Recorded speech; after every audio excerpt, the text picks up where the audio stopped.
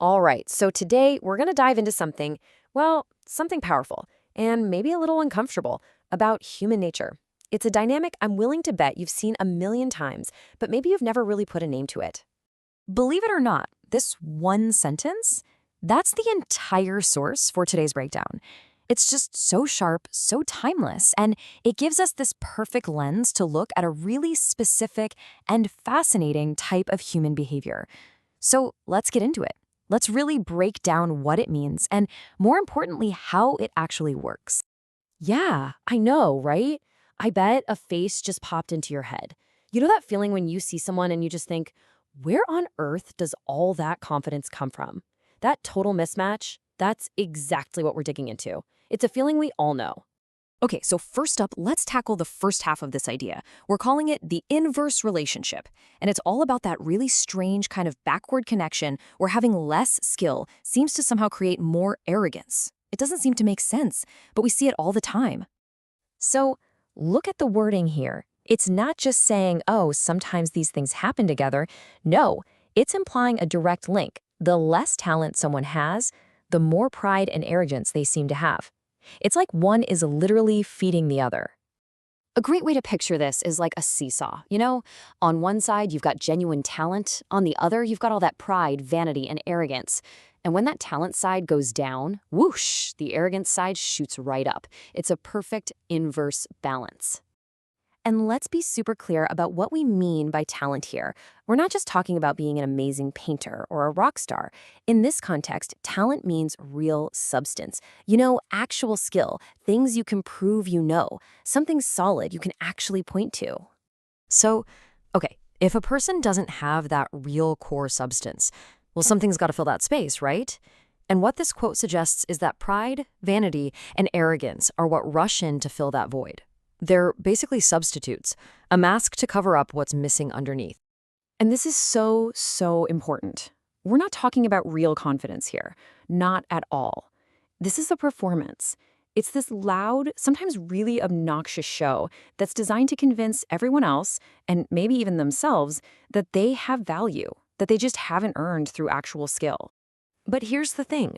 A performance like that can't happen in an empty room. It needs an audience to even exist. And that brings us to the second, absolutely crucial part of this quote, the social engine that keeps the whole thing going. Let's call it the cycle of applause. This right here is the key. This is what makes the whole engine go. All that internal vanity, it suddenly gets back up from the outside world. The quote is so brilliant because it points out, hey, this person isn't just acting on their own. They're one part of a bigger social game. Which kind of begs the question, right? I mean, why would anyone applaud a lack of talent? Why would you cheer for something that's all style and no substance? It seems weird. But the source gives a pretty simple and pretty blunt answer. So the original text calls both sides fools, and that suggests it's kind of like a shared delusion. You've got two main roles here, the performer, the one showing off all that arrogance, and the audience, the ones clapping along and giving them what they need. And what happens next is this really powerful feedback loop. It's a cycle. Step 1, the person puts on a big display of arrogance. Step 2, an audience claps for it.